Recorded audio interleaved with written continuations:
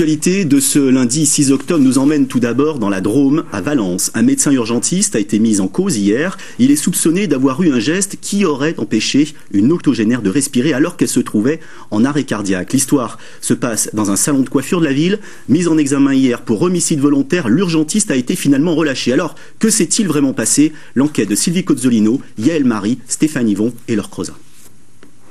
Le médecin du SAMU a-t-il eu des gestes inappropriés lorsqu'il porte secours à une vieille dame en arrêt cardiaque dans ce salon de coiffure? Le dossier ne cesse de rebondir. Mise en examen hier soir pour homicide volontaire, l'urgentiste ressort libre aujourd'hui.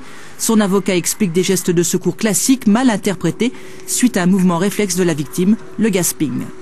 C'est un mouvement qu'on dit mouvement de poisson, c'est-à-dire une rétractation plus ou moins rapide de la mâchoire inférieure qui peut faire penser à ce que la personne pourrait être vivante, pourrait rechercher de la respiration, etc. Alors que ça n'est pas du tout cela. Et c'est ce geste-là, c'est-à-dire le fait de relever la mâchoire pour éviter ce mouvement inconscient, qui est reproché à mon client comme étant le geste qui serait un geste d'étouffement. C'est la direction de l'hôpital qui a dénoncé les faits suite aux déclarations de personnel présent sur les lieux et notamment d'une infirmière. Aujourd'hui, pas de commentaires, mais un communiqué. Nous avons joint le médecin de famille, c'est lui qui a porté les premiers secours. Par téléphone, il nous parle du comportement professionnel de l'urgentiste dans le cadre d'un arrêt cardiaque. Ce soir, le principal syndicat urgentiste dénonce un lynchage.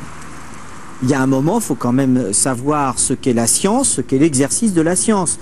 Où est-ce qu'on va dans ce pays si maintenant n'importe qui peut dénoncer n'importe quel médecin et qu'il soit mis en état d'arrestation, avec en plus de ça, brutalement, vous avez la vindicte populaire qui est en train de s'y mettre, vous avez les rumeurs qui s'abattent sur l'hôpital et sur ce professionnel, tout ça parce qu'un directeur et une hiérarchie médicale ont interprété les choses et se sont crus permis le droit de dénoncer ce praticien.